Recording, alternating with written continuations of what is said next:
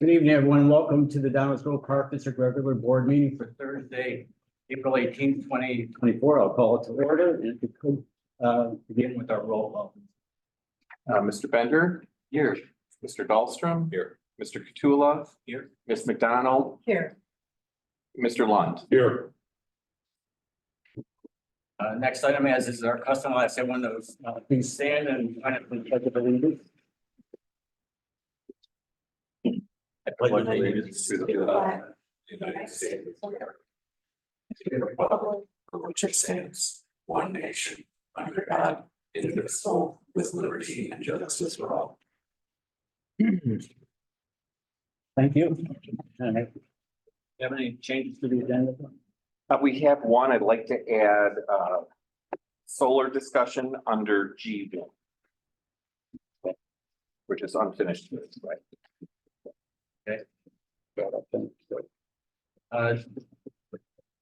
We have any, well, we don't have any commissioners. We do not. Okay, next item then is the, under communications, first item is the recognition of visitors. Anyone would like to speak to the board? If so, please come to the podium, get your name for the record and let us on your mic.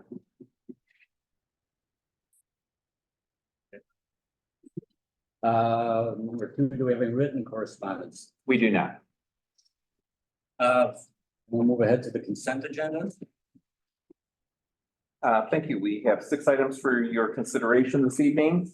Approval of minutes, March 21st, 2024, regular meeting minutes, treasurer's report, investments, payments of bills in the amount of $1,116,312.78. Payout 18, FH Passion SN Nielsen and Associates LLC, McCollum Parks Playground and Tennis Improvements. And payout number 3, Recreation Result LLC, Comprehensive Master Plan Update. Any questions or discussions on any of those items? If not, ask for a motion. For the adoption of the consent agenda as read into the record. Second. Moved in second, there's no further discussion or questions. We have the roll call, please. Mr. Bender. Aye. Mr. Dahlstrom. Aye. Mr. Katula. Aye. Oh, okay. Ms. McDonald Aye. and Mr. Lund. Aye. Okay, then we'll move on to action items. Our first one is approval of personnel manual updates. It is as presented within your board pack, but Mary would be happy to answer any questions you might have. Questions for Marion?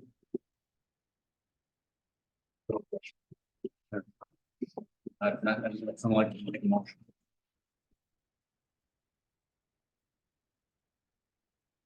Move to adopt the amendments to the personnel manual. Second. Second. For discussion, the roll.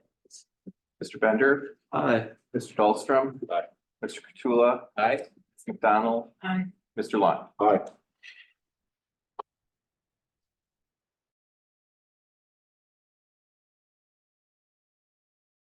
They're as presented in the board pack. But Kevin can answer and Dave can answer any questions you might have.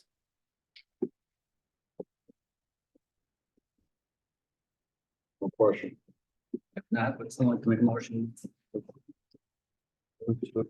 To adopt the policy changes in the administrative operations manual as presented. Second. Discussion, we have a roll call, please, Bill. Mr. Bender. Aye. Mr. Dahlstrom. Aye. Mr. Katula. Aye. Ms. McDonald. Aye. Mr. Lund. Aye.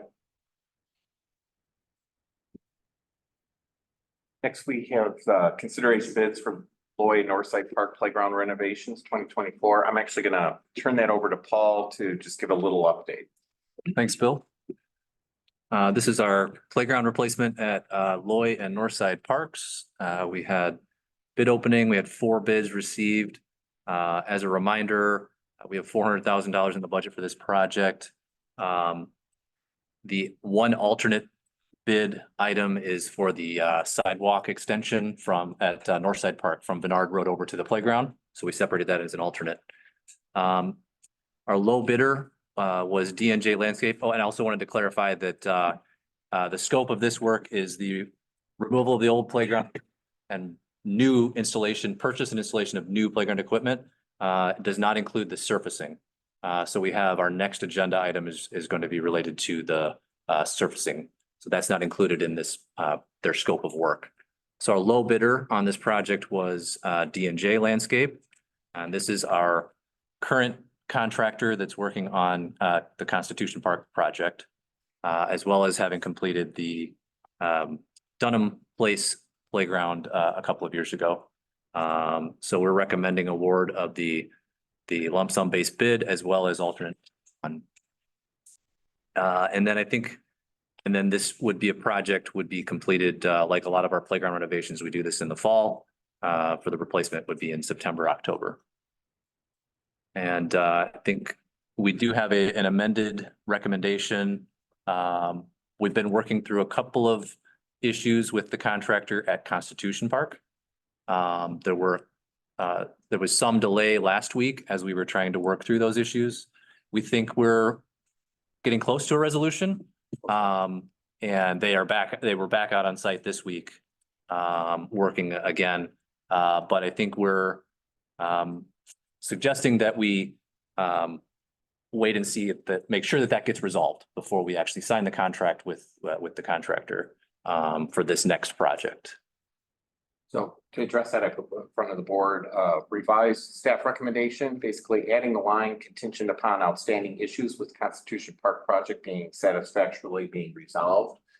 We're having some disagreement and some change orders that we would like to resolve before we award them another project. When that disagreement started, they actually stopped work on the project. We were able to remind them that we have a lot of work with them and we have another contract, and they started that work back up. But I would recommend that we resolve all those issues before we actually sign a contract with them for the next project. And we not want that to bleed into the next project. So how long would we wait for that to be resolved before we start looking at issuing something that Katie Landscape was doing? Probably 2 months. But this would allow us, if we do resolve it, we can move on without waiting for the next board.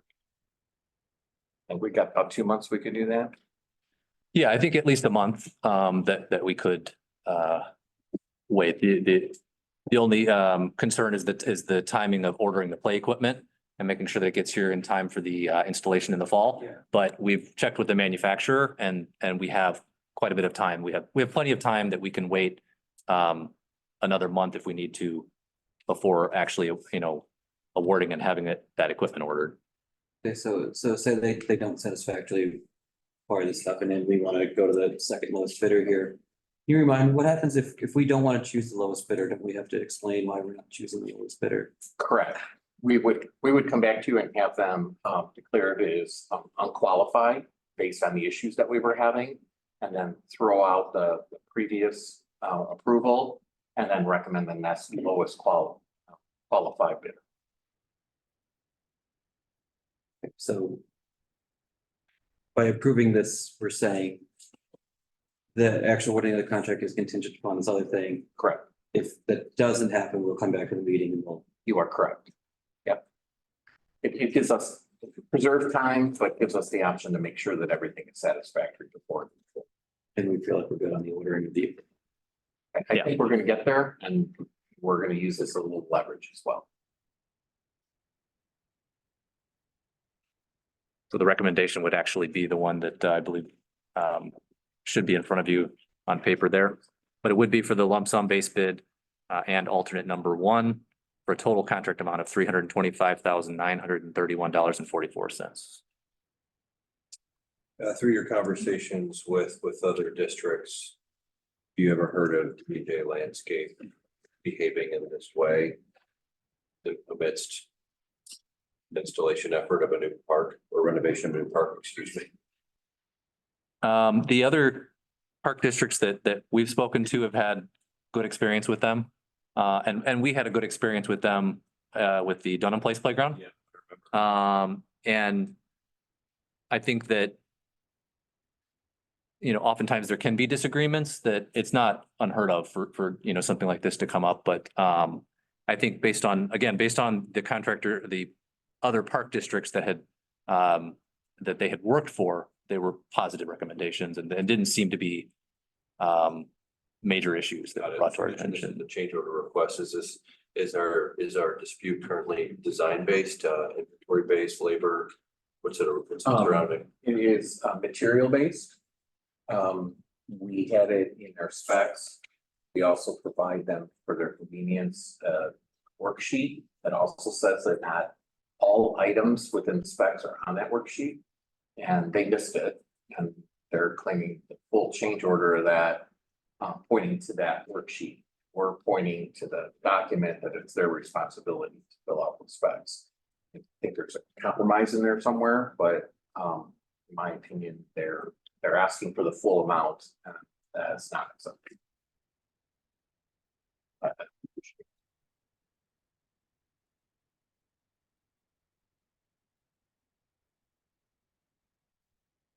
That is not a.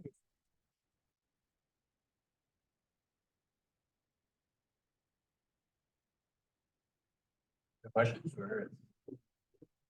Care to make a motion?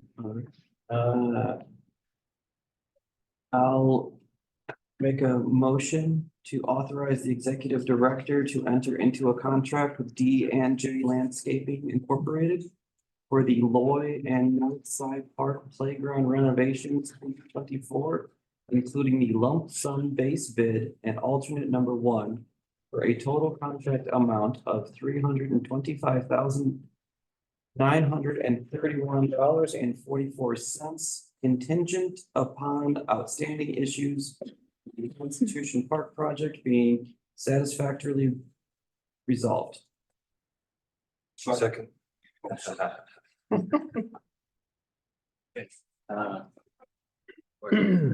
Roll call, please. Mr. Bender, Aye. Mr. Dahlstrom. Aye. Mr. Cottula, Aye. Ms. McDonald, Aye. Mr. Lund. Aye.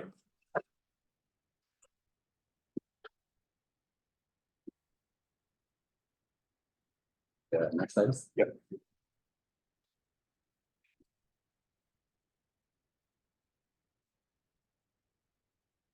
So, next item is consideration of proposal, artificial turf grass safety surface and installation, Loy and Northside Park Playgrounds. Call again. Thanks, Bill. So this is the same project, but we, in this case, decided to separate out the surfacing. We're recommending the artificial turf grass playground surfacing, similar to what we're having installed at Constitution Park.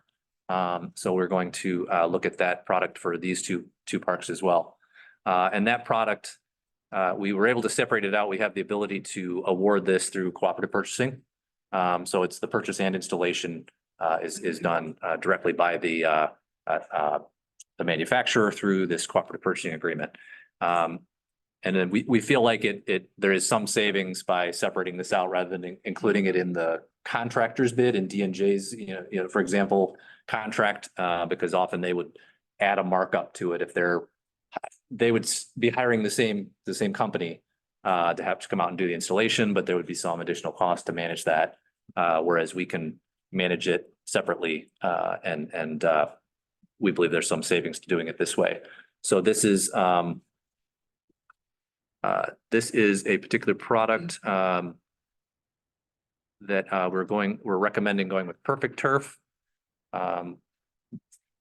This is a different brand than the one that's going into Constitution, but in talking to other park districts, there's really two major brands that are out there, and this brand is a little bit less money than the other product that we're using in Constitution. We'd like to give this product a try as well. It's been used in many playgrounds throughout the Chicagoland area. And so we're recommending going with Perfect Turf. In this case, I did include kind of a summary here of the project. As I mentioned, we have $400,000 in the budget for this. On the memo, it summarizes, again, considering, assuming the base bid amount of D&J Landscape, if we were to continue with them, the $297,000, and then the cost of the playground surfacing, this surfacing product at $123,000, and $50. And then there's some additional, they offer fall height testing that can be done on the product to verify that it has the proper cushioning essentially from underneath the playground of what's to meet all of the requirements for that. And so we'd like to include that in the project as well. So with all of those costs, we've got a total project cost of $422,000, a little bit over our $400,000 what we have in the budget. We do actually have, we recently learned of a grant, a state grant, some grant funding that was going to be awarded to us. And so we're proposing to apply that to this project. So we have that, I believe it was $200,000 that will be applied toward this project. So we have a little bit of extra money available to put towards this. And so our recommendation here is to authorize the executive director to enter an agreement with Perfect Turf to supply the artificial grass safety surfacing for Loy and Northside Park and conduct the fall height testing, including the Omnia cooperative purchasing pricing for a total contract amount, including the fall height testing of $124,850. I'd be happy to answer any questions. So I can't remember all the terms. If the fall height testing were to find that all the correct padding wasn't in place, do they then pay to redo it? They would need to correct it because our Or requirement is to meet a certain fall height cushioning. And so that's it needs to provide that, yes. And is it normal for the installer to also be the person who tests whether it was installed correctly? I believe they have it's a third party that they contract with. Okay, so they're not doing it. They'll have to contract for someone else. Right. And Paul, in the base bid pricing for Northside Park, does that include the sidewalk to the playground? So that's not included in the base bid. The sidewalk is at alternate number 1, which that's actually funded. We're funding that through our ADA improvements fund. Is there a better place for the $200,000 grant to be applied? So we actually have some ideas for other projects that if we use this, if we apply it to this project, it'll basically offset. And so we'll have money, again, about $175,000 available in the budget that we had some ideas for. One of the items that's in the capital budget this year is for McCollum Park to do a shelter at the playground. What was put in the budget was enough to do a shade structure, fabric shade structure. We'd like to do a permanent shelter, which would cost more. And so some of the leftover funds, the grant funds, we'd like to put towards a permanent shelter at McCollum. And then the other thought we had was that should leave about $100,000 that we'd like to roll to next year. That there is a boardwalk at Lyman Woods, one of our major boardwalks at Lyman Woods, that we have a quote from a contractor of $100,000 to replace this boardwalk. And that's something that we feel like needs to be addressed in the near future. And this is an opportunity with that.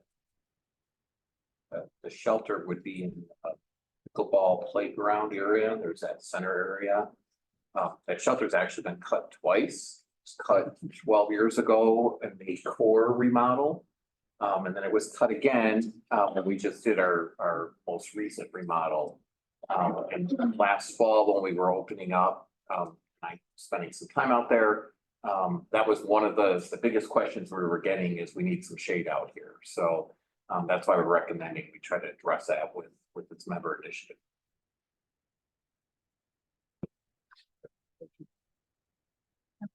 The surfacing, is this the ADA approved? And so then is that part of the grant is for the ADA money or is it? No, it's a member initiative Okay. money from the legislation, and it's very vague. It just says for capital improvement. Oh, okay. Period. I didn't know. So was it leaves a ADA. lot of room for that. The grass turf, we're trying to establish the new standard of going to that or poured in place. And moving away from all the wood chips. We think that there is movement that the wood chips are going to be deemed as not ADA accessible in the near future, as well as looking at a long-term maintenance.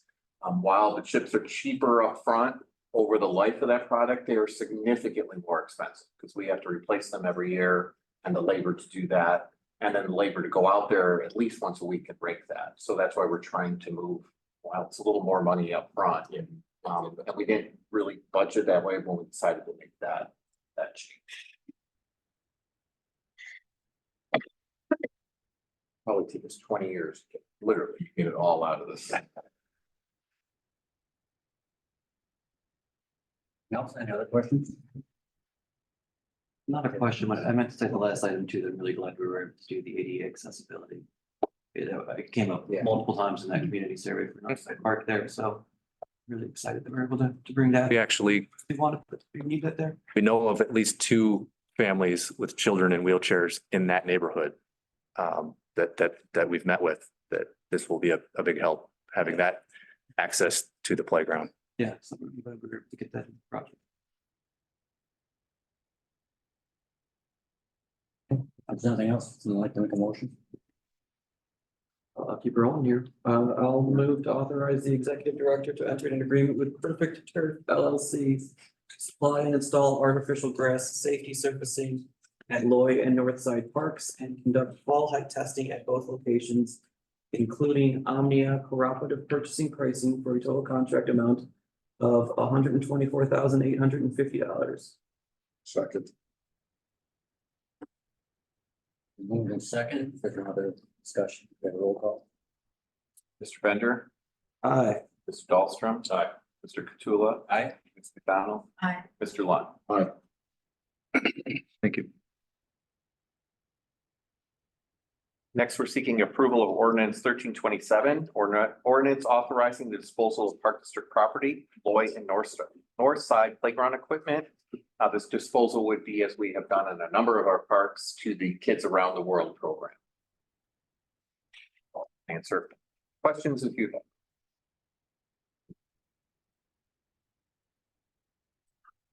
All. Question? Not. Make a motion that the executive director, give me Commissioner Thunder a breather. Thank you. Approving ordinance number 1327, authorizing disposal of personal property. Second. I don't mess with a good thing. I want to see if I can get this right. Okay. Second, have a roll call. Mr. Bender, Aye. Mr. Dahlstrom. Aye. Mr. Cottula. Aye. Mr. McDonald, Aye. Mr. Lund.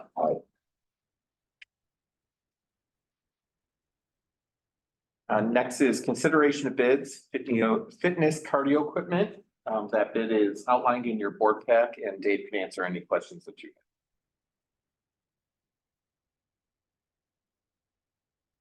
Questions for Dave? Discussion. We have someone. I'll give you a breather, Brad. I move to authorize the executive director to enter an agreement with Direct Fitness Solutions for the purchase of 5 pre-core recumbent bikes not to exceed 24,125. And to enter into an agreement with Fitness Commercial Fitness for the purchase of 1 true climber machine not to exceed 7,345. Second. And second, I guess any more discussion? Mr. Bender, Aye. Mr. Dahlstrom. Aye. Mr. Cottula, Aye. Ms. McDonald, Aye. Mr. Lund. Aye. The last action item this evening is seeking approval of travel expenses for board member Craig Lunt to attend the 2024 IAPD conference. This is dictated by law for the full board to approve that travel expense. I move for the approval of Commissioner Lunt's travel expenses in the amount of $276.44. I'll second. For discussion, we have a roll call. Mr. Bender, Aye. Mr. Dahlstrom, Mr. Cottula, Aye. Ms. McDonald, Aye. Mr. Lund. Don't I have to recuse myself? You do not have to. I, You choose to. I would choose to.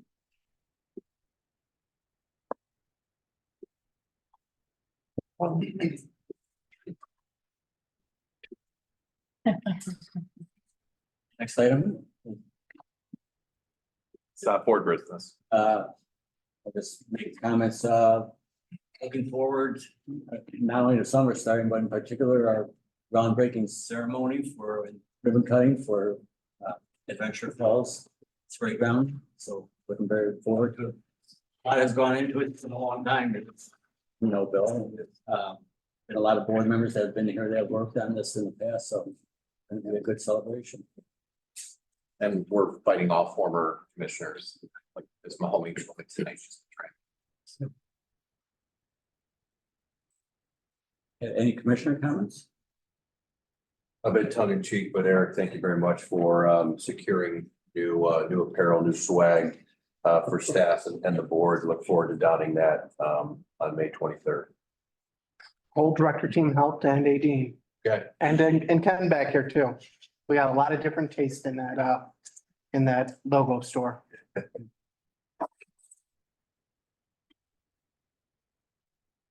other comments? On to staff and committee. Thank you. Just want to give an update from the last meeting when we had some residents here with concerns about silver sneakers. Staff has been working on addressing those as well as talking with the participants. I will be honest with you, we have not resolved that completely yet. Part of it is all the rooms were preset before silver sneakers took off. So we're still having to jockey around a little bit. And for example, the other day, the participants came, saw the auditorium empty and were complaining that they were in a different room when in fact preschool was coming into that space like 10 minutes later. So we're trying to figure out a long-term solution. I think we need to employ some probably technology and some registration. Right now, it's just drop in. Yeah. And so we're getting many in there. So I think expanding the number of classes, using some technology to be able to do some reservations. It's just taking a little bit of time. So we continue to engage with them. We continue to work the problem. But if you ask them, I'm sure they wouldn't be happy yet. So just want to keep you updated where we were. Can I ask you a question? Yeah. So the needs and requirements of silver sneakers is physical space, access to facilities, and then auditing, correct? And chairs. And chairs. Yes, because they use chairs. They use chairs. Okay. Is it a possibility over the course, this is not a long-term solution, but a short-term solution? Can they move outside? Barring weather, I realize. Can they move outside? Because I know we have chairs that we could provide for, outside use. I would say the answer is technically yes. However, I pretty much will guarantee you they will not be happy with that situation. Okay. No, I think we can come up with some better solutions. But, yeah. Okay. You just said it's grown very quickly, very fast. Which is exciting. Which is exciting. It is a good problem to have. It's just. Right. You know, we program out buildings 3 to 4 months in advance and there's only so much space for us. We get that into the mix.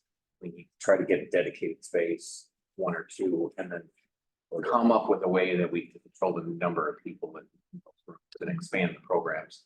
We've also talked about adding sessions here at this building too, so we have them in multiple locations and give them multiple. But literally December 31st, we did not have silver sneakers. So this has come from January. Are they receptive to splitting up their sessions? I think they want what they want. Okay.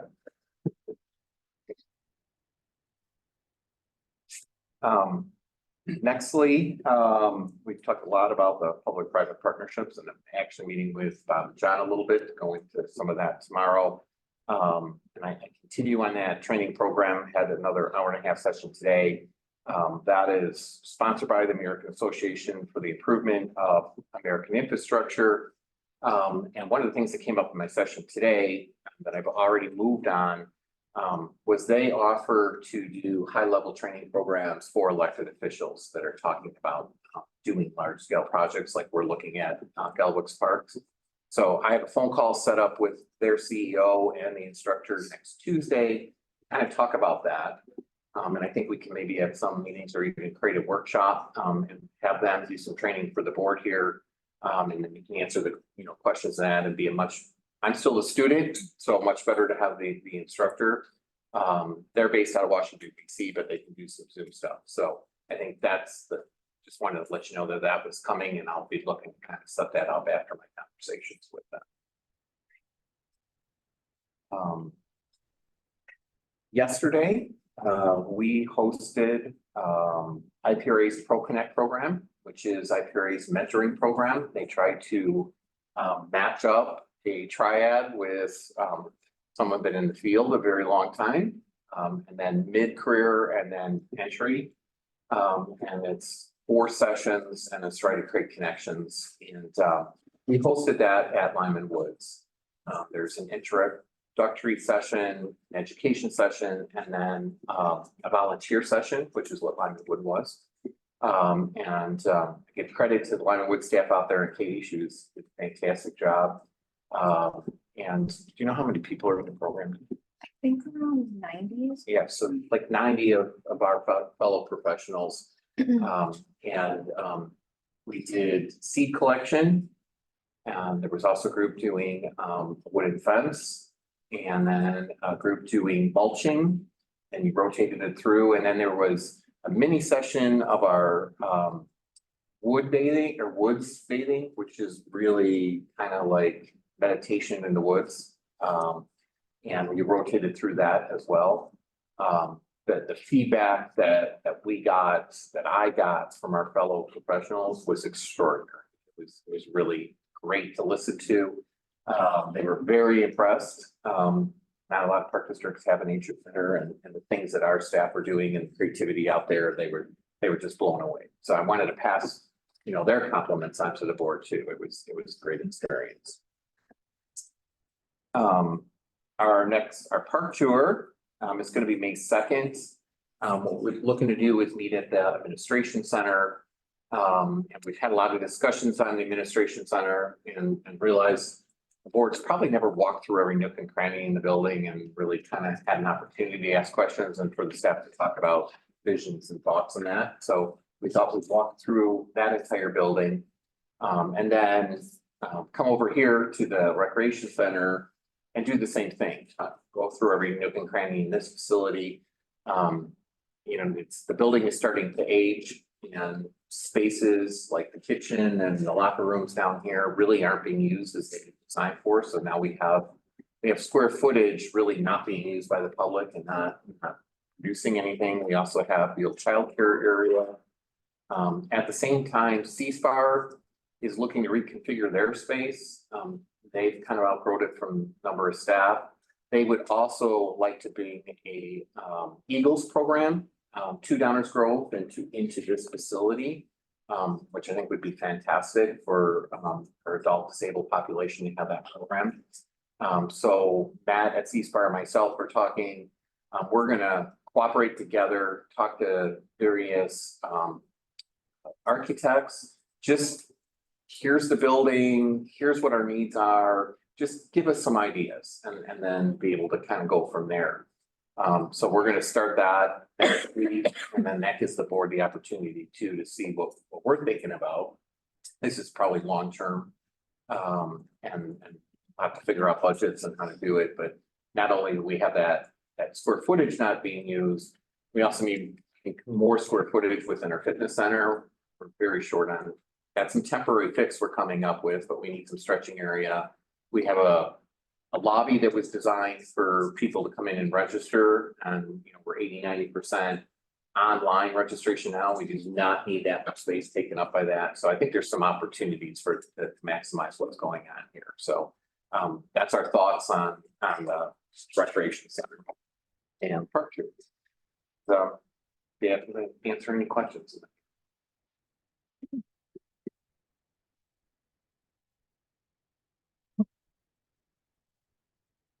No questions for me. Thanks.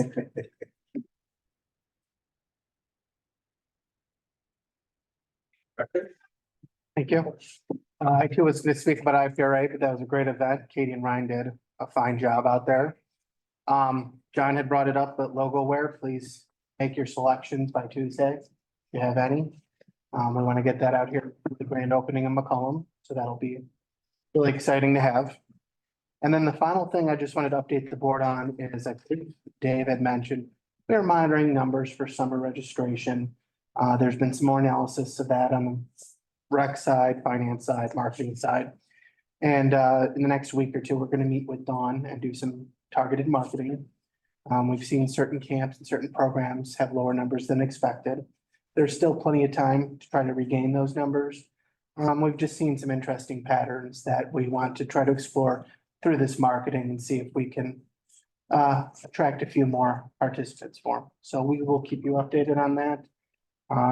But we have a lot of faith that marketing will bring more participants. Any questions?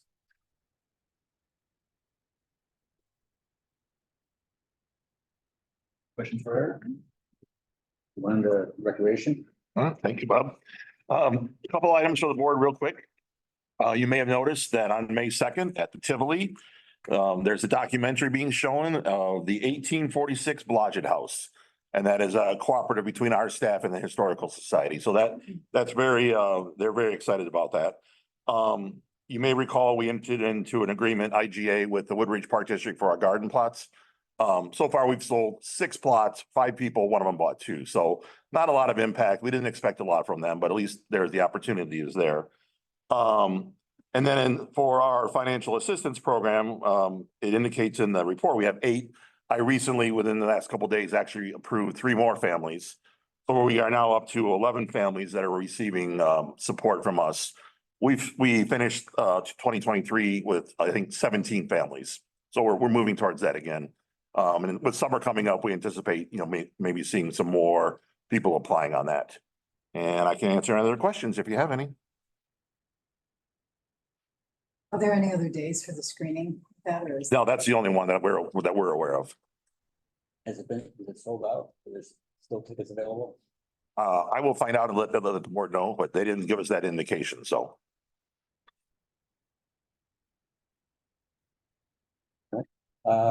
Any question for Dave? Next up on the team. All right.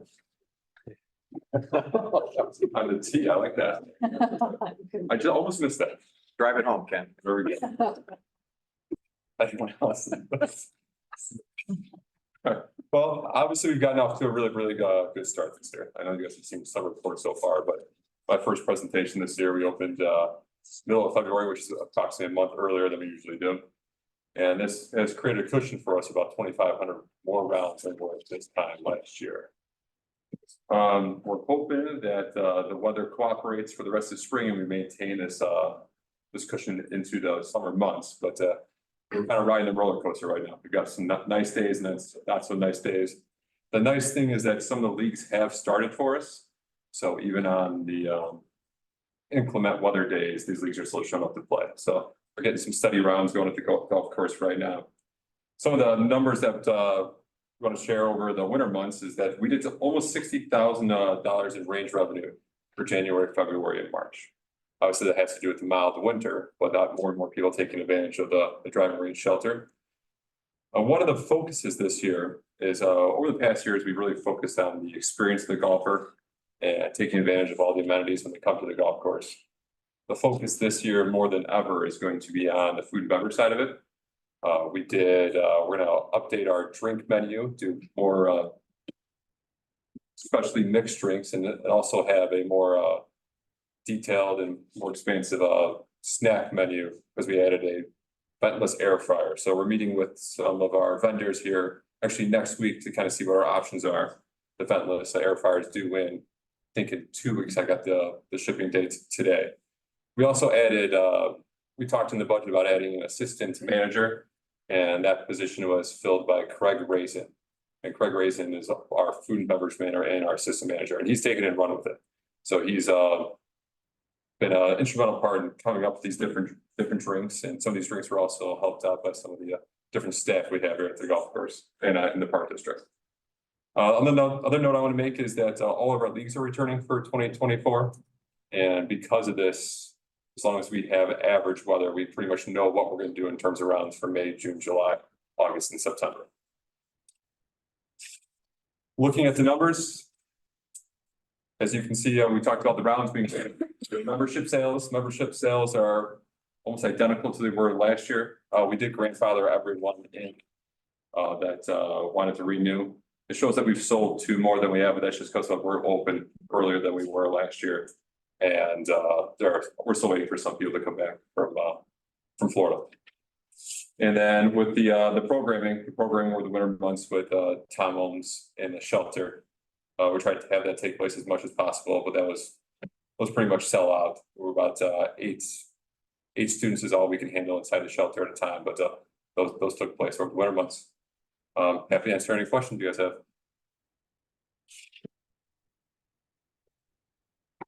All right. Thank you. Yep, thank you. Just a couple more items. And again, you remember we have the IGA with the Lyle Park District. We have sold 10 passes to the fitness center with Lyle residents. Of those 10, 7 of them are senior passes. So more than likely, they're probably coming, earlier in the day. You'll notice we had our first Shamrock Shake, which was a cardio event, and we're trying to do more of those type of one-time events, and we had 32, so very pleased with that. And then, as Bill and Eric mentioned, we are looking at opportunities upstairs in the fitness center to try and reclaim some additional space and repurpose things. For example, removing the desk that extends out into the fitness center. That, like Bill mentioned, that was designed that way. It's being used mostly for storage right now. So our intent would be is we believe we can do some of these projects during our August shutdown. And again, that will increase some of our more usable space within the fitness center. I can answer any other questions if you have any. No, not a question, but I appreciate hearing the Lyle numbers. Keep getting those. Appreciate that. Yeah, and we've asked Lyle at the end of the season, could they provide us with an amount of passes that our residents bought with them? So we'll give a recap at the end. And I'll keep, periodically bring up to speed where we're at with the pass sales here. Thank you, Dave. Thank you. Okay. All right, just a quick couple of things. Adventure Falls season passes are going on sale beginning May 1st. So we're going to have a lot of announcements going out next week. We have some hyper local digital advertising that we're going to be doing within Downers Grove to promote to our residents. Event sponsorships going really well. We actually had another sponsor sign on today. So we currently have 7 summer concert series sponsors. And overall, we're at 109% of what we budgeted. So we're already at about $40,050 in event sponsorship. I know Kevin's going to talk about some of our fun Earth Day and Arbor Day activities, but my team's been helping out with that. And we're looking forward to our Earth Day volunteer cleanup. We've got 56 volunteers signed up for the April 27th event so far. So just trying to figure out how we're going to keep them busy that day. So that's all that I have for today. Questions for Don? Thank you, Don. Hold your thoughts, Kevin. Paul. Thank you. Just a quick update on Constitution Park, the progress there. The contractor did make good progress in March. Got a lot of the excavation work and a lot of the concrete work actually completed, a lot of the sidewalks and the new concrete curbing done in late March. Then early May, we had about a week of poor weather that kept us out of there. And then we had some of the issues we talked about were last week. We had intended for the playground area to be ready. If you remember on this project, we have a different contractor that's going to be installing the play equipment. And so D&J Landscape was going to do all the curbing and have the playground ready. The other contractor we were intending for him to come in this week to start installing. He wasn't able to, but now D&J has caught back up to where they need to be. And so we've scheduled them to start next week. So next week, there will be a contractor there starting to assemble the playground, which is exciting. And if you were to go there this week, you can really see now that the curbs are in place, how large the new playground is compared to the old one that was there. And so next week, while that contractor starts building the playground, D&J will be starting on the picnic pavilion. We've secured all of the necessary permits that were required for that, and that's been delivered, and they're going to be starting to install that. So a lot of activity next week out at the park. And then just wanted to circle back to Gilbert Park, our parking lot and pathway paving project there. We are out to bid today for that. And so we should have bids to bring back to you at the May meeting for that. But there was a question when we spoke about it last time, when we had the authorization to bid from the board, there was a question about that. The piece of path that connects to the bridge in the forest preserve. And after going out there and looking at it more closely, we realized that our property line is not very close to the bridge. There's actually quite a bit between where our property ends and where the bridge starts. So our intent will be to just pave up to our property line essentially. The Forest Reserve is actually working on designing a new bridge. So they're going to be potentially replacing that bridge here in the next few years. So that's why we feel like it may not be worth it for us to go ahead and pave that next piece. And it looks like that piece, as it approaches the existing bridge, there's some washout next to the bridge, would require some work to get it to actually reconstruct that area for that piece of pathway. So again, we'll repave up to the property line, and then that piece would get replaced when they do the bridge across the creek here in the next few years. I just wanted to clarify that because it's. Oh, I haven't talked to marketing yet, but Paul and I talked about putting some signage up there so that people don't go, why didn't they just finish the path? I was gonna ask, I feel like the road. Yeah, that was the The township takes over from here. Right, yeah, something that kind of explains that, and that the bridge is being redesigned, and it Dawn will would, come up with some. it would probably only be a few $1,000s worth of asphalt, but I think there'd be some extra work that would be needed because of the washout to stabilize it and other things like that, that it might end up being fairly costly to replace that piece, which then may end up getting torn out. And my understanding soon is that anyway. the bridge might not be exactly in the same location, because there's actually a sanitary pipe that runs underneath that bridge, so the sanitary and the county have to work together on the reconstruction. And so it's kind of tricky when it comes to that. So it may actually move and the grade may change too. So probably doesn't make sense for us to put money in stuff that's probably gonna. I like the idea of the sign, so everybody said, don't scratch their heads as they walk by. Right. So basically at the end of the parking lot, does that start the forest preserve?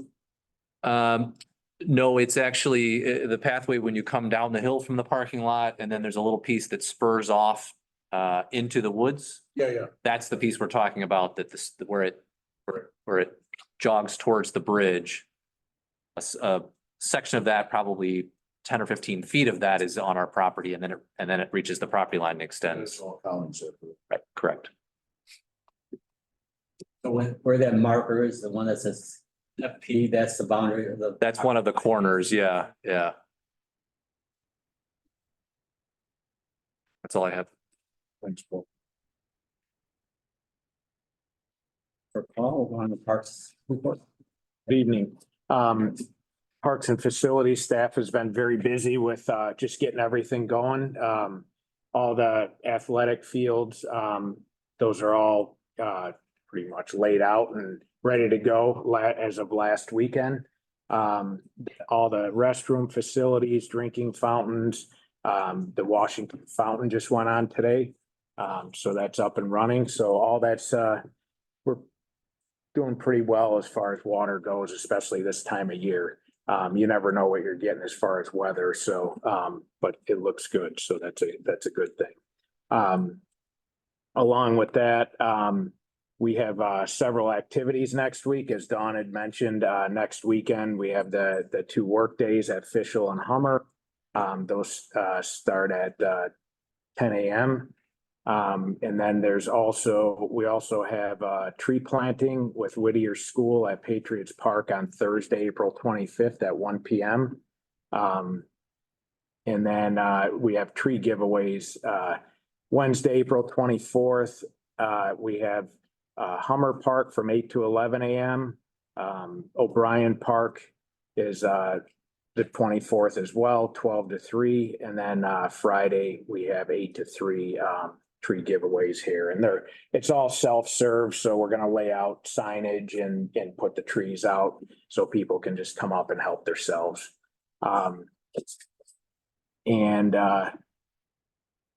Yeah, so it's a full week of activities with Earth Week.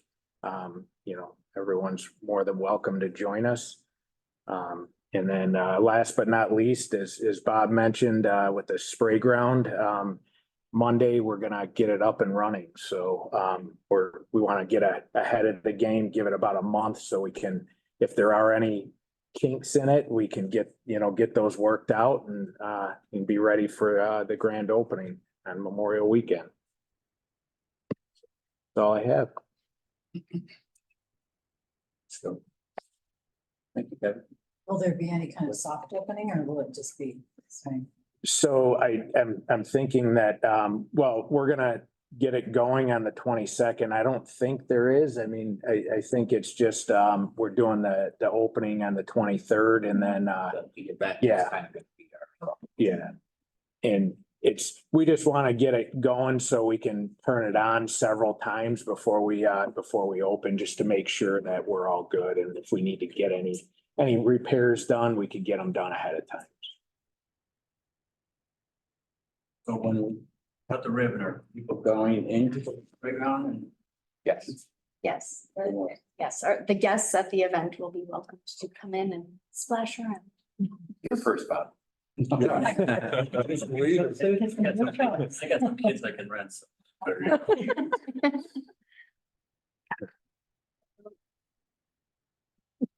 No more questions? The finance officials. Thank you. Before I get started with the monthly report, I wanted to touch base about the audit. It's going to be presented to the board at next month's meeting. We did have to delay it for some scheduling conflicts with our audit team. The report and the board communication report will be uploaded into Board Pack. However, if you recall, there was some challenges last year with being able to access that document during the meeting. It wasn't loading very timely.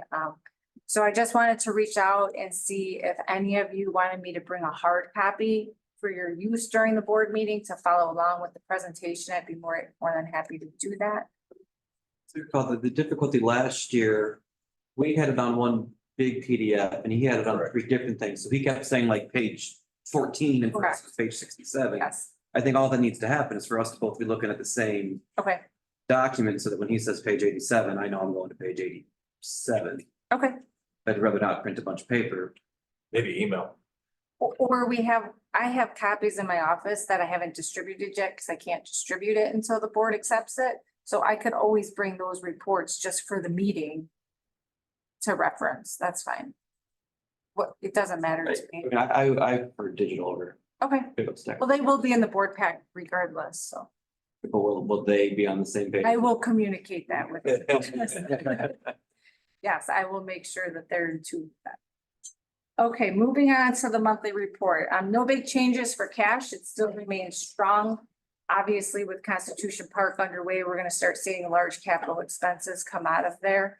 But we will also see property tax receipts coming in, so those should be offsetting each other. Operating revenues, we're at about 8% of budgeted revenues, which tracks very similar to 2023. Charges for services category is up 133,000 when compared to last year. And as Ken alluded to, the majority of that relates to golf. They contributed about 85,000 of that increase, and fitness contributed about 16,000 of that increase so far. As for expenses, we've expended about 16% of our budgeted expenses, which is again tracking very similar to last year. Capital expenses are still off to a little bit of a slow start. But with Constitution Park underway and the playgrounds coming on board, we're gonna see those expenses quickly increase. I would be happy to answer any questions.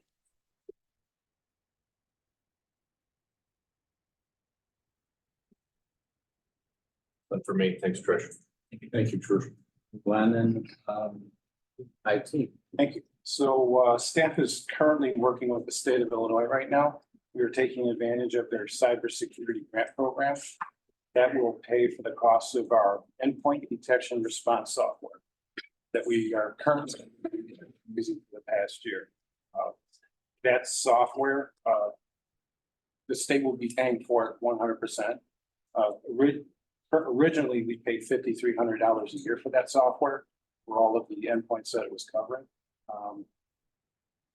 As of a couple of days ago, this report I submitted prior to, we got a renewal quote for that same software to renew it next month. Its price went up 25% to $6,600. So utilizing the grant program with the state, we'd be saving the district $6,600. The state's talking about having that program available for the next 3 years, with the option of them extending the program another 3 years after that. So, We can apply annually. yes. And this is the existing software that we are currently using. Other park districts have also enrolled in this program as well. We were made aware of this through the annual or the quarterly IT meetings that we meet up with. That was discussed about this program. So we certainly took advantage. We're currently still working with all the security cameras and all the parking lots throughout the park districts. And there was a delay that the electrical contractor had hit a snag with the light sensors on the top of the light poles where they were on the same circuit. So the cameras would shut off in the day and then turn on at night when the sensors stopped. So that actually got rectified this week. So to give you an update on that, since I made this report, the recreation center parking lot is completely done, and so is Lima Woods. So we're still working with Lincoln Center and museum. So, and then I wanted to kind of touch base on some follow-up questions from the last board meeting. There was a question about if cameras could see the homes of residents. We went through and audited all the cameras. There was one camera that wasn't questioned. It's the south end of the parking lot camera at the golf course. That in view of that, it was the possibility of the houses on the other side of Haddo Avenue. We went in there, I confirmed that there is a solid colored mask over those houses. And that any motion does not get triggered if the resident turns on a light or their car moves. So, and that solid mask is also there if somebody is doing a live view on the camera. Reporting has it blocked out, and of course, live view does. So nobody can see outside of the park district property. So. And then, of course, the other question was if does any employee have access to recordings? And the answer is no to that. They can only see live. We went and audited every account that's in the system. And of course, there's the existing policy, if they want to watch recording, that they have to go through to get to that, or that permission. So. And then, of course, at the bottom of my report again is the pedestrian counter. So I'd be happy to answer any questions. Not a question, but thank you for looking through those cameras and making sure that covering people's personal lawns. I'm sure they wouldn't appreciate that. So, should you do that? Are you considering any additional locations for pedestrian counters? We were considering the pickleball fence gates. For That was that. a semi-loaded question, but. So, but we're also looking at something more advanced, like AI. And tracking cell phone data. So, and I know Bill and the directors have been working with Dawn on that aspect right now, and we're kind of saying, so it could make the pedestrian counters kind of look like old technology. Yeah. But there's still things that pedestrian counters can capture that the cell phones can't. That's, you know, if a minor doesn't have a cell phone with them and they're walking in and out. Yeah. I only ask because I think we're all very interested in in the traffic that we see this year at McCollum Park, both for Adventure Falls, but also pickleball and the various other recreational activities that park affords. For one of the reasons we've been looking at that, the AI is because it is more robust. It isn't just counting. Some of the demos we've looked at will tell you where people came from, so we can start to determine how many non-residents are showing up. They also tell you frequency where people leave the park and go to. For example, if they're going to certain restaurants and that may create some sponsorship opportunities for us. I think on the non-resident side, that helps us craft some of our policies for non-residents. So we're still exploring that. Don's been kind of leading that up, and we have some that we like. We don't like the price. There's other districts using them and they're paying less, so we're trying to work through that. So I think the counters were great, but I do think AI is taking off so fast that that's probably made them obsolete. The amount of information. Do the other districts inform the public or the residents that we're being monitored when they're at a public park? I do not know the answer to that. The stuff we've been looking at, I can't tell if it's John Dolstrom that's there. Right, I just right. guess wrong numbers, Sure. hot spots and cracks like that. Does it track things like how long someone stays in the park? It does. It's We do post camera signage everywhere. Yeah. Just to note the disclaimer had been increased. We're Yeah. watching. Yes, Here. that just, yeah, it's. Right. In vogue.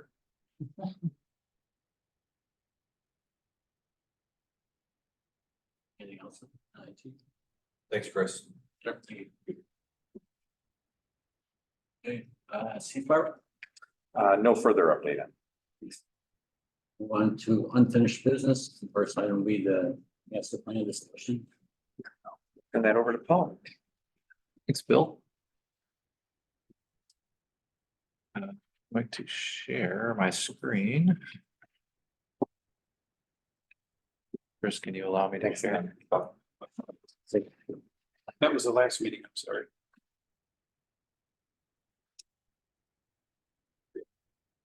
Okay.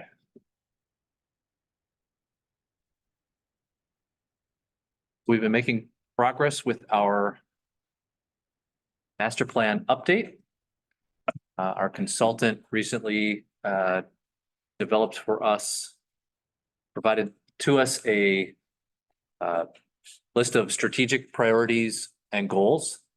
And this is based on a lot of the information that's been gathered up to this point. So as a reminder, we've had several methods of information gathering that we've done. We've had the online community survey, which had very strong responses to that.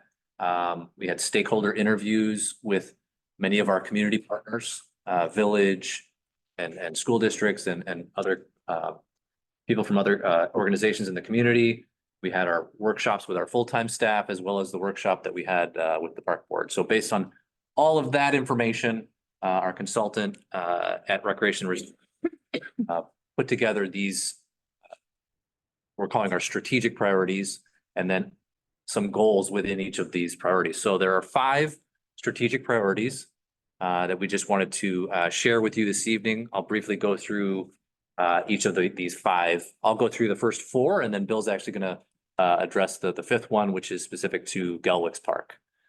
So our first strategic priority is to effectively utilize resources and partnerships to address evolving district and community needs and improve our readiness for future challenges and demands.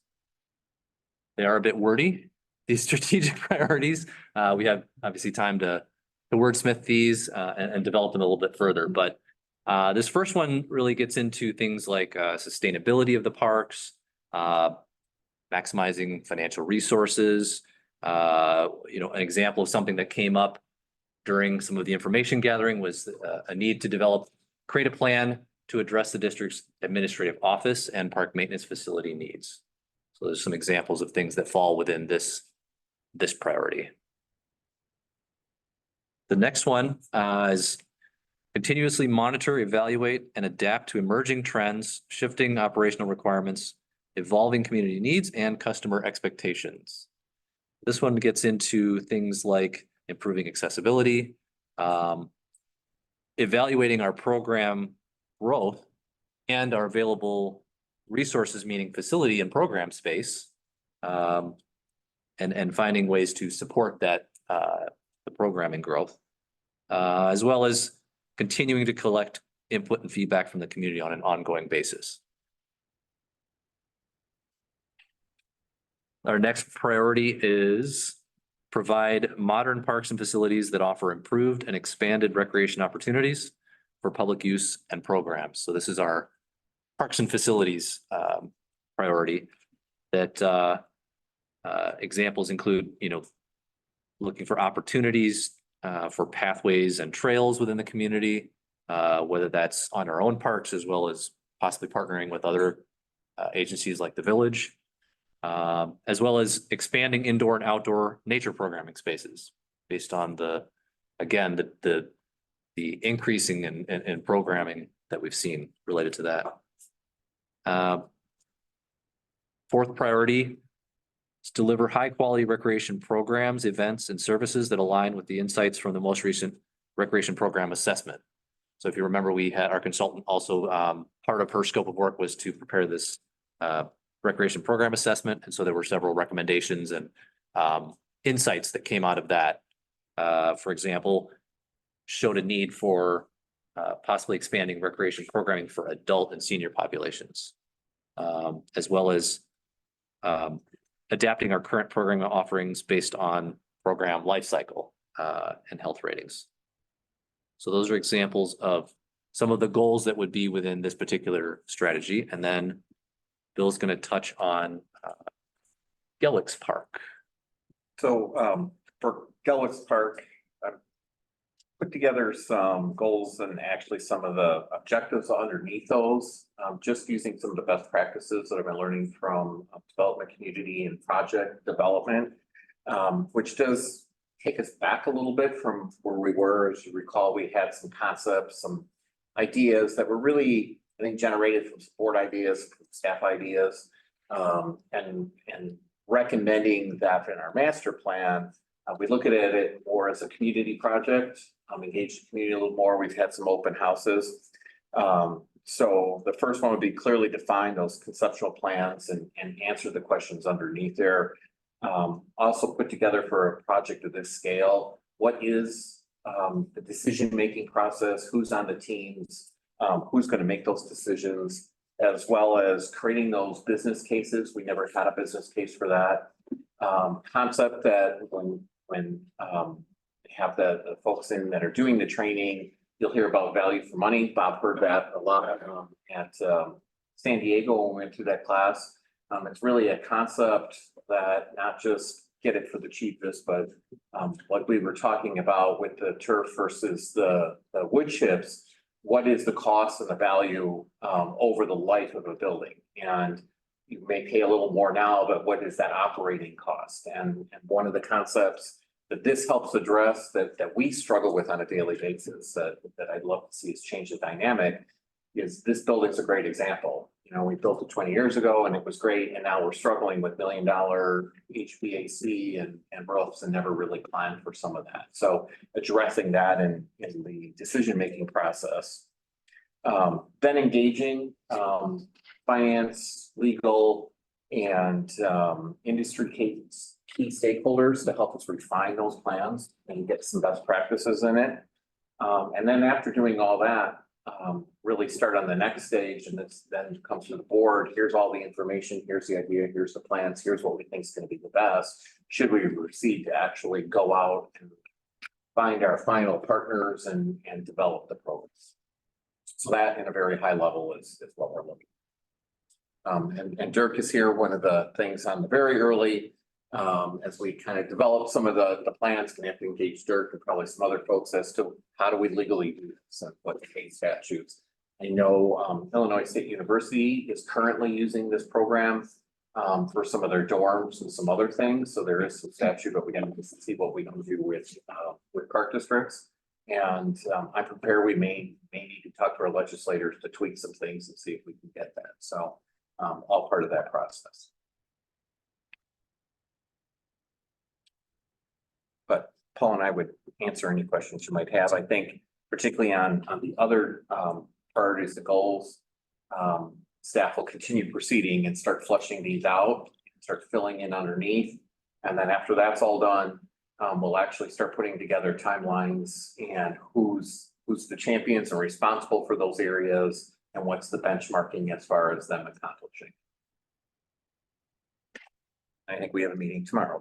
Our first meeting tomorrow to start working on within these goals, developing action items, actionable pieces that we can, as Bill mentioned, put into a timeline, assigned to particular staff and develop a schedule for accomplishing some of these things. So it's the next step is kind of diving into each of the goals and developing those action items. But tonight we just wanted to get any feedback. We'd love to receive any feedback that the board may have on the priorities and the goals that were listed there.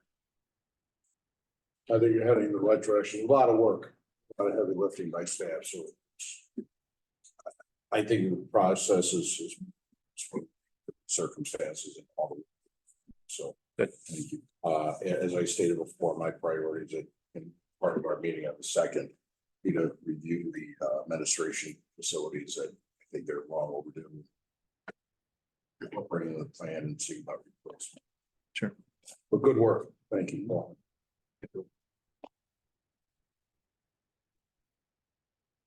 Say to Sandra, who went through the painful process last time, this is significantly better. Yes, it And I is. think the product is much better. Yes, already, yes. It's so much.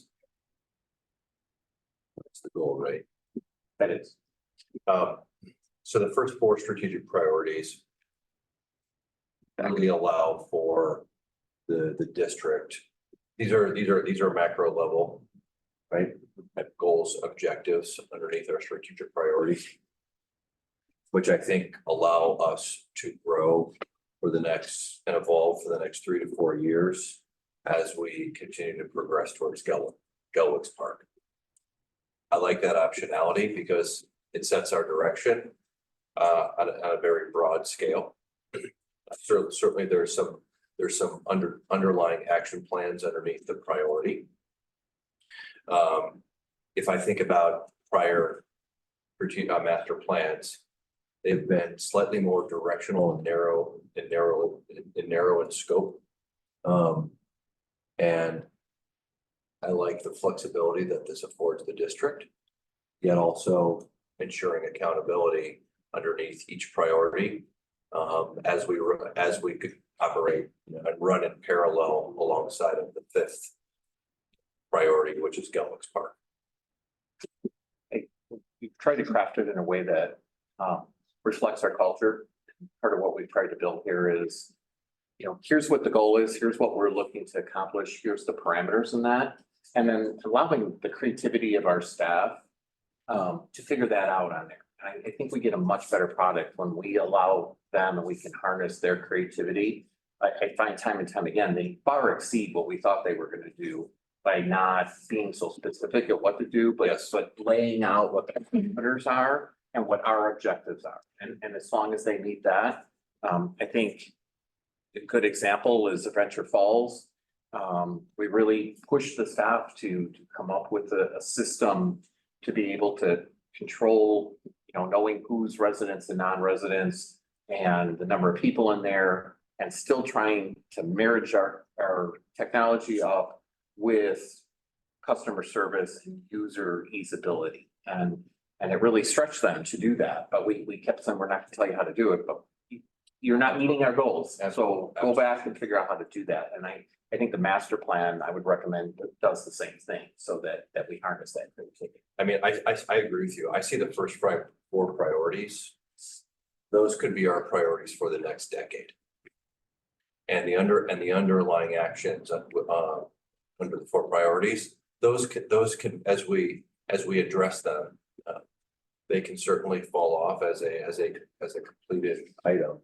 We can amend, but they give us flexibility.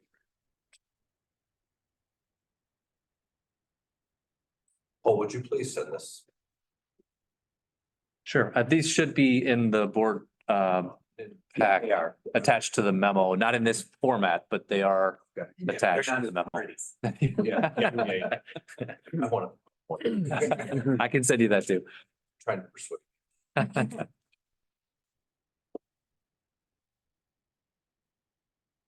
Else on master plan? That's all I have.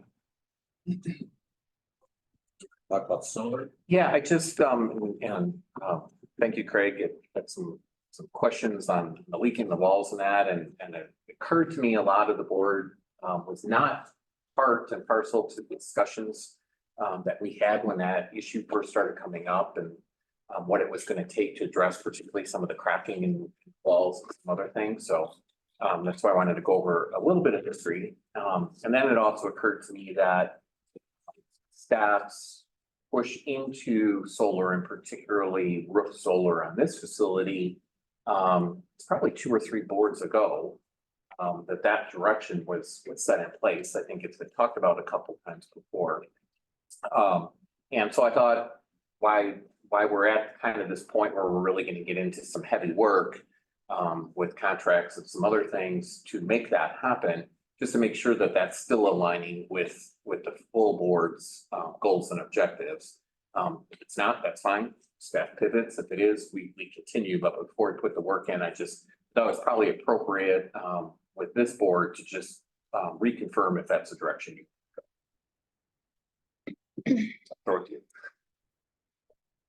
You know, I want to move towards solar green energy. I have some reservations about the length of the contract. I still think that, and this is just my personal opinion, that a 20-year contract, in my opinion, may handicap future executive directors, finance directors, and board members. It's a long time for sole sources. And I still have reservations concerning the integrity of the roof, and given the age of the building, that we're still having some of these problems. But my main concern and why I'm not in support of the project this time is the length of the contract is one of the prevailing factors. And again, it's just my opinion, but. Well, that's fine. Yeah. I mean, it's good to have the discussion. I appreciate you sharing that. Not that the rec center is a pig, but I don't want to put lipstick on a pig either. I certainly think it does, no disrespect there, Kevin. I saw you give me a quick look. It's been a lot of work, put it that way. I know. But I really appreciate Commissioner for saying the water leak issues. I think we should absolutely address those and understand what we're truly facing before proceeding with solar. And I think I would probably tend to agree on the length of the contract as well. Although I'll be honest with you, yeah, I'm not sure I truly understand the financial limitations it truly poses. And I think I probably would want to unpack that a little bit. I think we've all said here openly, both this board as well as prior boards, that we are very interested in solar power and in green energy. Just think we need to have some more discussions on it.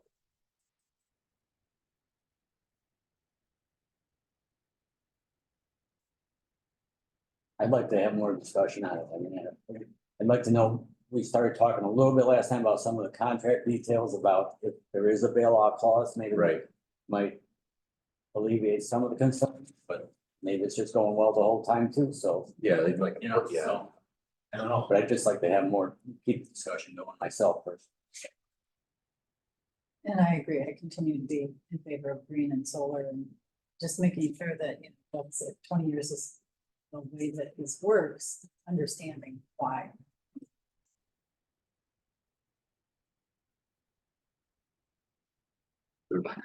Just talking about keeping the conversation going, right? Conversation going. It's your voice.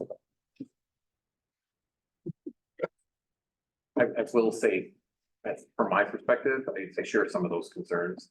And I'm not got in a draft contract. I want to go through that. And frankly, program I'm going through right now, this is exactly what they're talking about. This is a mini public-private partnership where they're providing the financing up front, and then we're paying it all off, over the course. And so I want to know what that value for money is and figure some of that out and what they're actually making for that. I can wrap my head really easy around a facility and contracts, say they're gonna return it in 80% like new and all that. Technology over 20 years, you share the concern that what happens in year 10 that technology isn't compatible with whatever that is. So as long as, and that's why I wanted to have this conversation, because if you want us to still pursue, then I'm gonna take the time to actually dig into that stuff, get those questions, and then bring that back to you to look at and have some questions. But we didn't want to do it at all. Frankly, I didn't want to spend the time to get into it, because it's gonna take some time to do that. And maybe where I come back and I'll give you a recommendation that situation makes the most sense. The other option is buying it up front. Maybe it does make more sense for us to do that. Then that's a budget discussion for us to put as a priority. Yeah. I think I made the comment last meeting. I'd be interested in reading the contract to see if it offers a kilowatt per hour renegotiation clause. Is that annually? Is that every 2-3 years? I mean, that's of interest to me. Exactly. Or at least give the opportunity us to trigger that, to have that discussion. Absolutely. Yep. It would be nice if we actually don't. That more of a field to put them in, because I'm just concerned every time we gotta do some work up there. Scheduling around them. Scheduling the contractor we have, probably no scheduling one more contractor to come in and remove those things back up there. How much time we spend on the roof?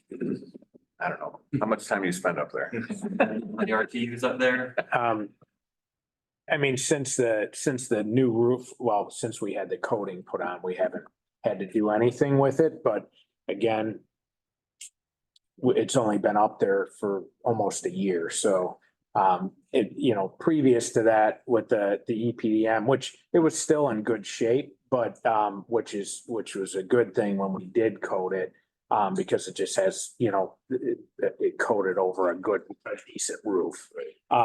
However,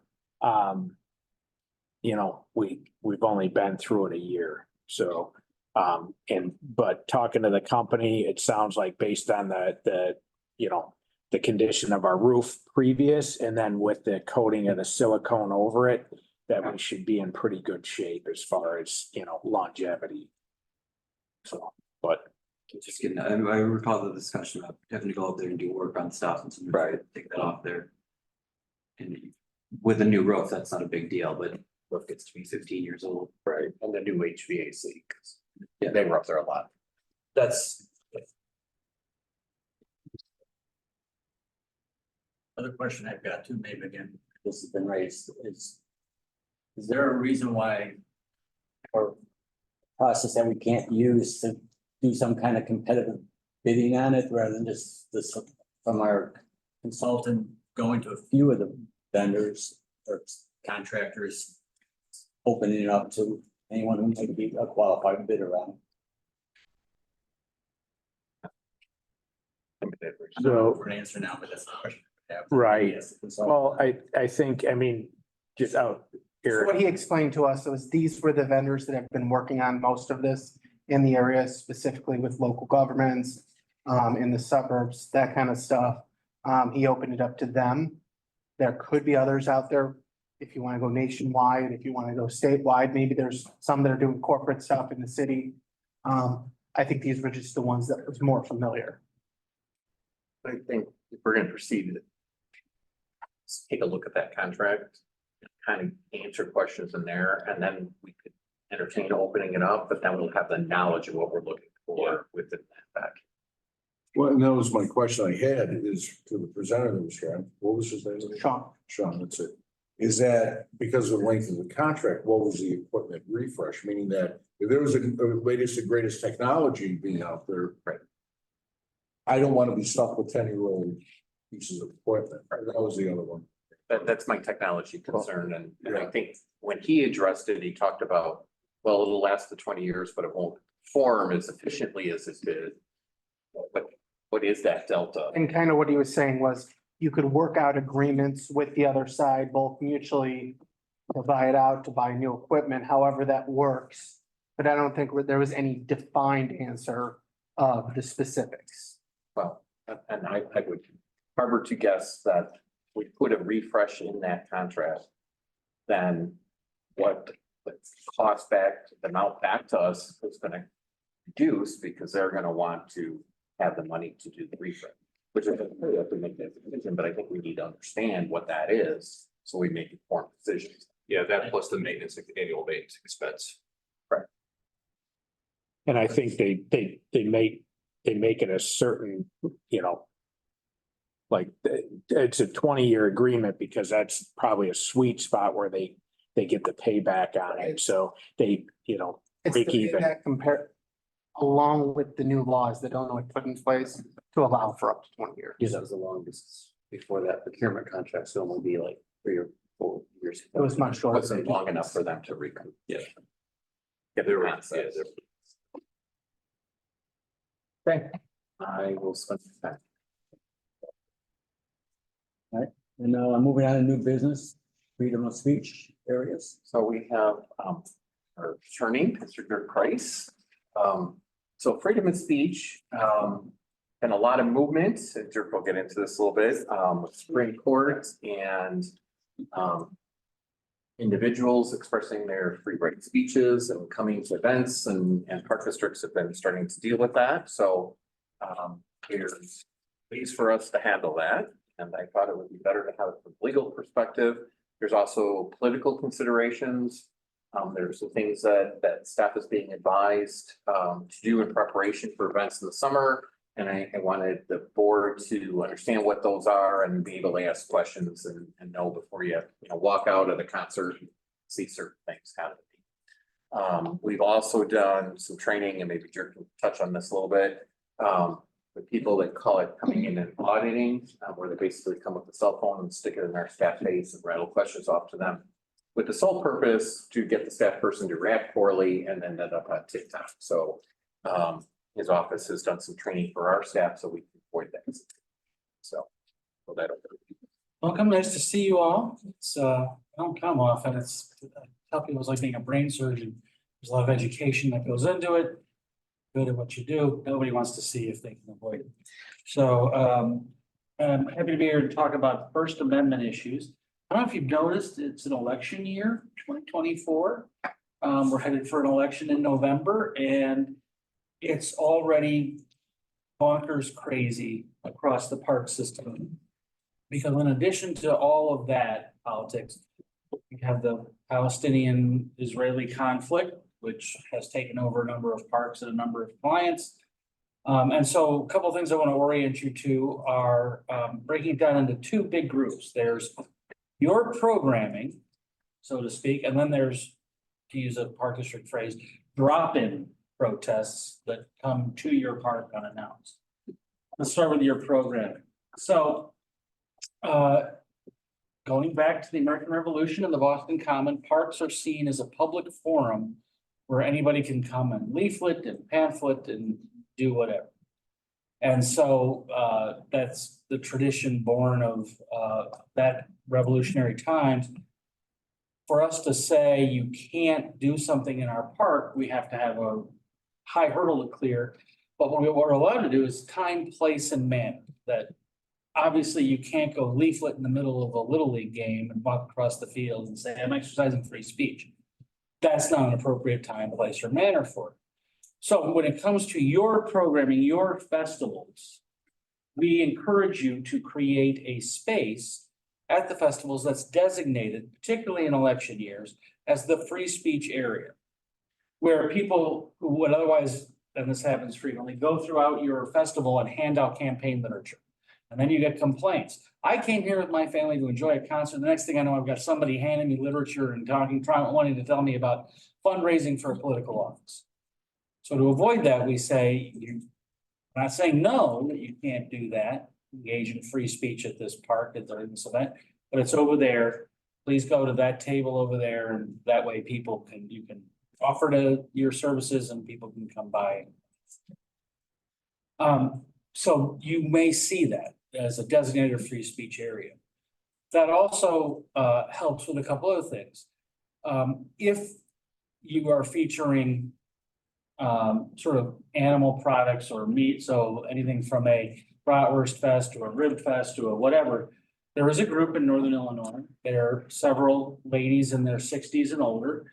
They're very lovely people to talk to.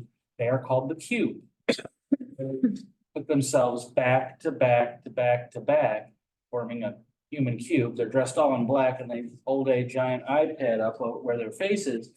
And it shows rendering houses and slaughterhouses because they're trying to encourage people not to eat meat. And they come to festivals that feature that and do that. They have a right to do that. You put them in a free speech area, it's less impactful on 6-year-olds. And mommy, what is that? That is going on at the entrance. We've worked with staff, there are rules around, you can't hide these people behind a couple of semis behind the carnival and say that's your free speech area. They have to be in a place that's accessible to the public coming in and going out. They don't get to have a run of your facility. The same then applies to your parks year round. If you want to have designated forum areas for people to engage in free speech acts, you can do that. And we're encouraging you to do that so that people know where to gather, they know where to do it. You can also, if it gets to be larger crowds or they want to have a speech event, or Sean Caston wants to, have an event and do some sort of rally, they can, if they want to have control of the space, rent the designated forum area in your park. Again, we're not saying no to speech, we're allowing people to come and exercise their First Amendment rights, but it's in a designated area that gives you some control. That's particularly important for your larger festivals where you're coordinating with village police department about everything from traffic control to security, and you want to know where those things are. On your larger events, particularly during an election year, you may have people who want to protest or counter protest or both at your event. And so you need to be prepared to have designated areas for protesters and counter protesters. So, for example, down the road in Naperville, at Rib Fest one year, Toby Keith, after having played the Trump inauguration, came, and so the social media that went into that event ahead of it, being mined by the police departments involved, were aware that there was going to be a protest of Toby Keith. Well, then that news got out, and so people said, "You're going to protest Toby Keith, I'm going to protest you." And so we had two groups that arrived to protest each other, and then Toby Keith. You're allowed to control that, set up areas that have to be rather equal in terms of their accessibility and all the rest. In Nashville, on Pride Day, a bunch of pastors wanted to protest the Pride Day festivities going on inside a park. So they wanted to protest. Nashville police put them across the sidewalk. They protested that there was no good reason to put them across the sidewalk, and they won. So by planning it ahead of time, this is what we do for traffic and security. We have a plan in place. That's all Nashville needed. They just didn't have anything like that. So we're encouraging staff to, as they work with you, thinking about what areas to do it, you need to do it. Lastly, before I leave your programming sorts of things, this brings us to sponsorships. A couple of park districts have had sitting commissioners running for office, whether it's judge or something else, who want to then be sponsors during the year with their name, so that it says Bob Patula for judge of the circuit court on the outfield fence. Are you going to permit that or not? To mail it already. And that's the kind of thing to ask. Are you going to permit those kinds of political sponsorships? We worked with, staff on the policy you have that sponsorship should be consistent with the mission of the park district.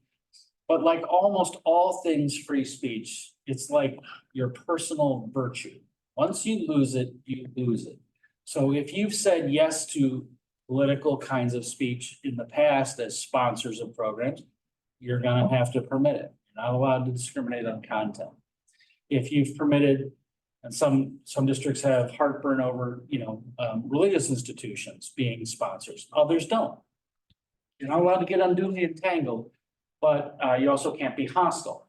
And so if you're gonna do that, then you need to be prepared that, whether it's the Universalist Church local mosque, the Catholic Church, Protestant Church, or the local synagogue, they all then can be sponsors if they want. Once it's out of the bag, you gotta do that. If there's a park you don't ever want to be a public forum, so you wanna keep pristine, you gotta work really hard to do that. And you have to, sign it, because you won't be able to prevent people from trying to do speech acts. But if you've made it clear, like a copyright, that you're always trying to protect it, then you're in good place and you haven't lost it. That's why, you get crazy letters from Apple that says the apple on your logo is infringing our copyright. And nobody would mistake these two. And Apple's just doing what it needs to do to protect the copyright, even though it's doubtful there's infringement. So we may have to do the same thing. Lastly, on the programming thing, as part of security now, state of Illinois changed that you're allowed to put a drone in the air for your festivities, that you're programming the gatherings, the parades that you're programming and intentionally inviting people to. That's a consequence, unfortunately, of the Highland Park tragedy. That being said, you have to have signs up at the event ahead of it saying, we're gonna have a drone in the air for safety purposes. And then there's a whole bunch of rules the village police department will know about how that information is used. But you can't do that for things that people come and want to do a protest in your. So if a group comes and it's on social media and that we're gathering at Gelwick's and we're gonna protest the Israeli-Palestinian situation, come join us for a candlelight vigil, and all of a sudden you have all these folks piling into your park, and they're not interfering with any programming of yours, they're just using the open space as a park. Well, then you're down to not saying no, because parks are again a public forum. You're down to having a plan with the village and its police department about how to respond to that. Because there's traffic concerns, there could be protests and counter protesters, and how do we keep them separate and keep the peace? Remember, First Amendment is the right to peaceful speech acts, peaceful gatherings, not violent ones. And so you want to have a plan in place ahead of time. Hopefully, most of the police departments out here around the Collier counties, particularly DuPage, they're all monitoring social media for these kinds of things and are prepared.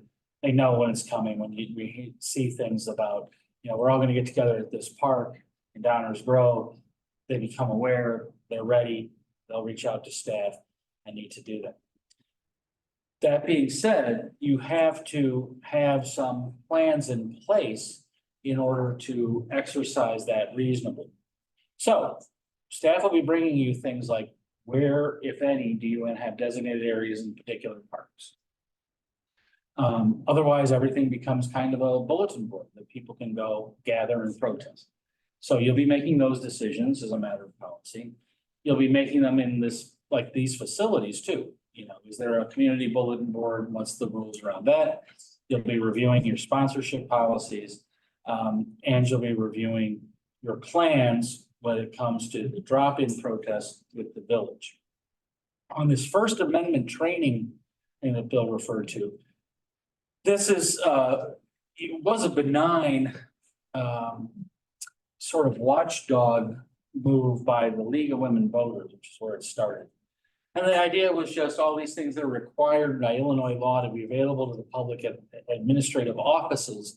People would come in and ask for, I'd like a copy of the budget. Do you have it available? And then you'd get a grade from the League of Women Voters. They had a budget. They had their budget available. They had the stuff that's on the website too, the organizational chart. They had that. And you'd get a grade. And you'd also get grades for FOIA responses from the league. You'd get open meetings act grades.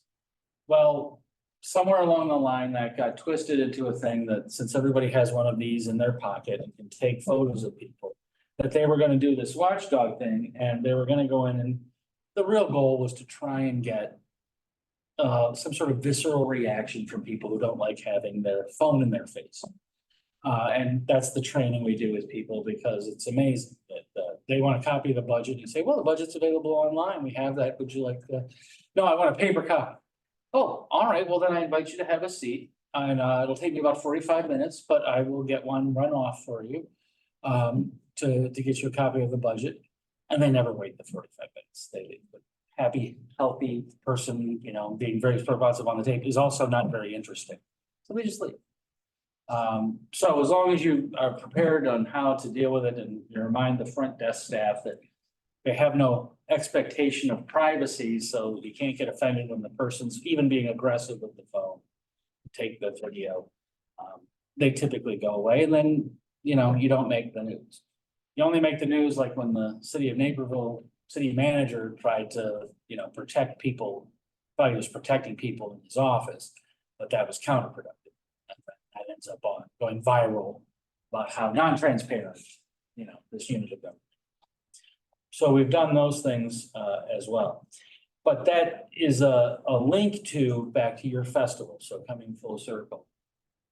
By having a plan at the festivals about where free speech acts happen, you then are able to deal with the person who wants to engage in civil disobedience. That is the thing now. With the cameras, people want to go protest something and they're hoping to provoke a response from law enforcement that then they can make viral as part of their video. So whether it's getting pepper sprayed or tasered, I mean, those are things that are, you know, this shutting down O'Hare, what they hope to get is the video of them being carted away. What they're actually hoping to get is some sort of, you know, 1968 Chicago Democratic National Convention of batons and other things out. Police know better these days. Law enforcement's been trained. And when you have a designated area, now what shows up, and this has happened for a couple of clients, what shows up on the tape is law enforcement saying, or managers of the, you know, your staff is there with the protester who's now chained themselves to the stage. And they don't want to leave, and they're screaming while whatever's supposed to be happening on the stage is doing. And you say, look, you're allowed to engage in your protest, even here at this festival, but it's over there near the entrance, not up here at the stage. And so we'd like you to go there. And they'll no, or they'll say, you know, they'll scream, they'll be provocative. This is what's on tape, calm and cool versus the provocative.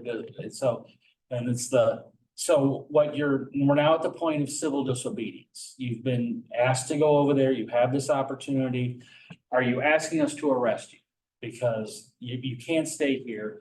And I understand that you might want civil disobedience. You might want to be arrested. We'll oblige you. Is that what you want? And whatever they do, acting foolish, or even if they say, yes, that's what I want, then it happens and it's not interesting to anybody. Because again, you recognize their right to protest. You had a place for them to do it, a time and a place and a manner, and then you acted with, you know, reason and deliberation, and they're the nut job, and law enforcement just did what it needed to do so that everybody else could enjoy whatever it was that we're supposed to enjoy together. So these things are all in your future. I wish I could say you were immune from them, but you're not. So questions on that stuff? You mentioned policy. If the staff decides to take this action and designate specific park and recreation areas, do we have to update bylaws and policies on a per park and per program basis? You, well, on the physical space, yes, you have to designate, you know, a pavilion or an area, sorts of things for the free speech acts. And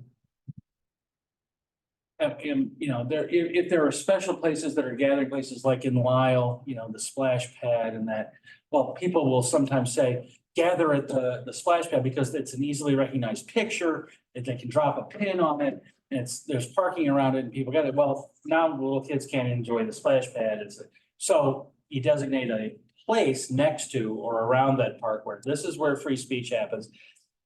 You need a bigger setting. It's over here. It's a different place, right? And it's the same with the Riverwalk in Naperville. There are 5 designated locations. Otherwise, the Riverwalk's off limits to any kind of, and it's vigorously policed to maintain its virtue, so to speak. So, you know, there's a place for 20 and under, 20 to 50, 50 to 100, and then above that, there's 2 places that will host up to 300, or that Carolina thing is for the largest room. So that's how they manage it.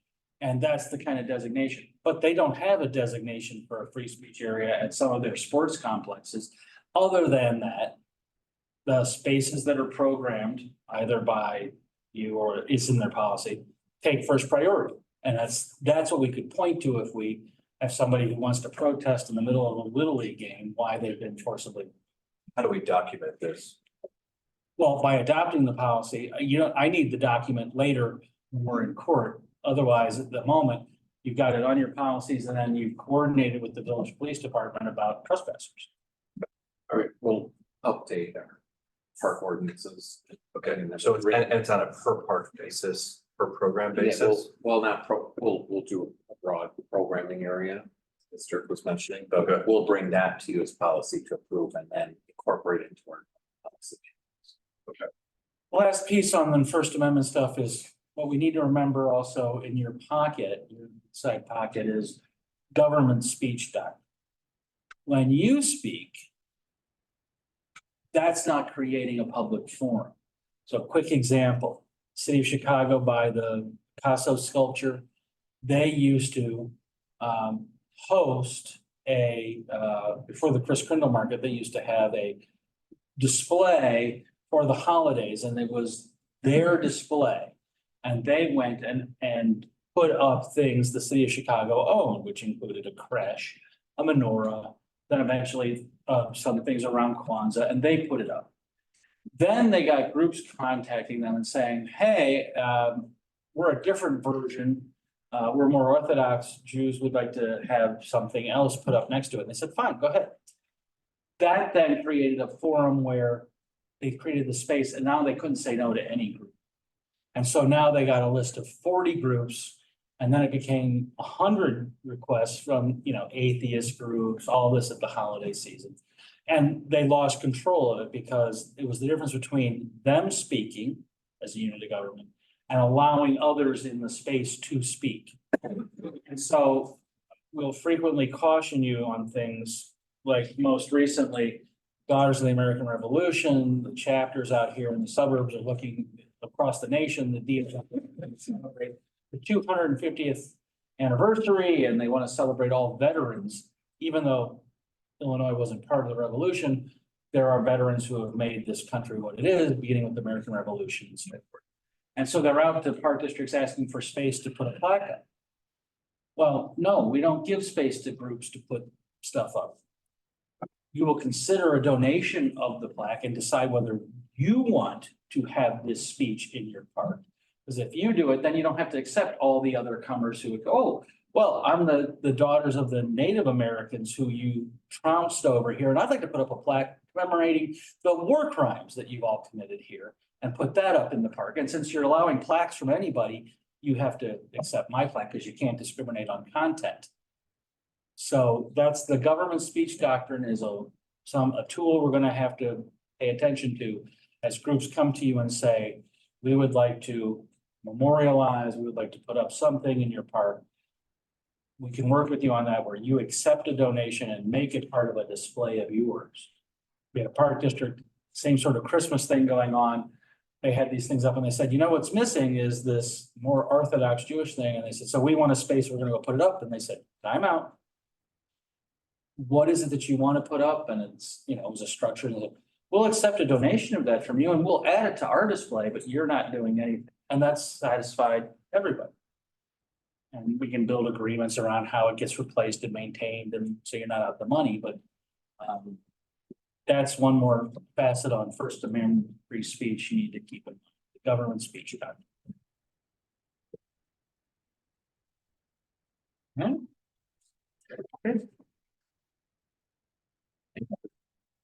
Okay, so we'll be working on that. Okay. That's the next.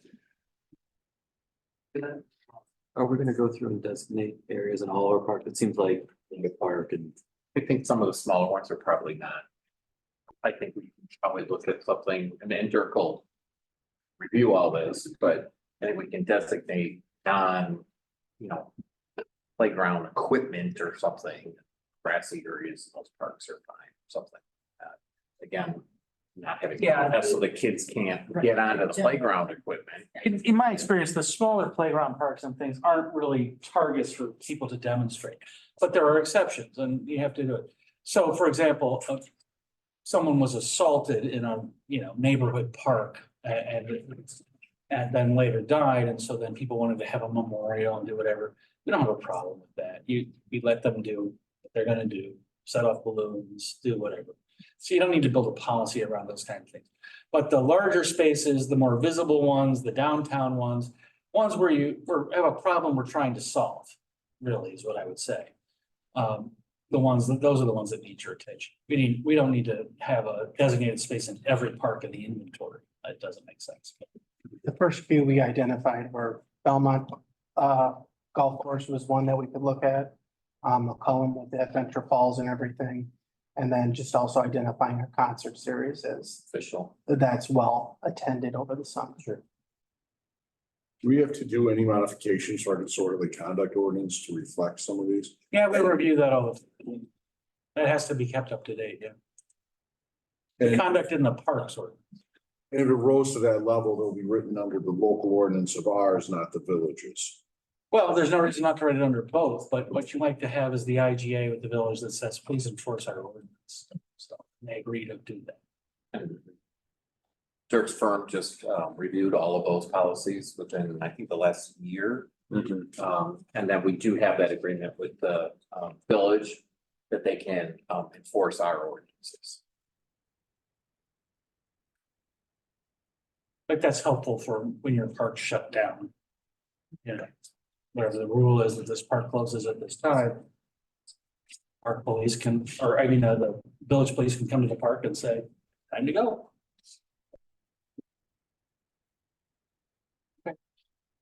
Thank you. Thank you.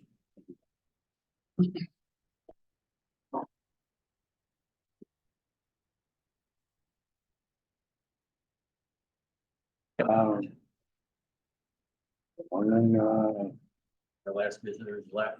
That's. And I'll, announce that the next Downsville Park Board meeting will be held May 2nd, 2024 for the tour of the administration building and recreation center at 5 p.m. We are going to adjourn to executive session. Yes, staff recommends that the board president asks for a motion and second to enter into closed session for the purpose of 5 ILCS 120-2 C1 of the Opens Meeting Act. Invite the board, myself, Dave Herring, Eric Brown, and legal counsel. You don't have to repeat that. So moved. By Brett, second by Sandra. One favor? Well, I'm sorry. Yeah, wait, guys, hold on, I got it. What were my duties here? Mr. Bender, Mr. Dahlstrom, Mr. Katula, Ms. McDonald, Mr. Lunt. Aye.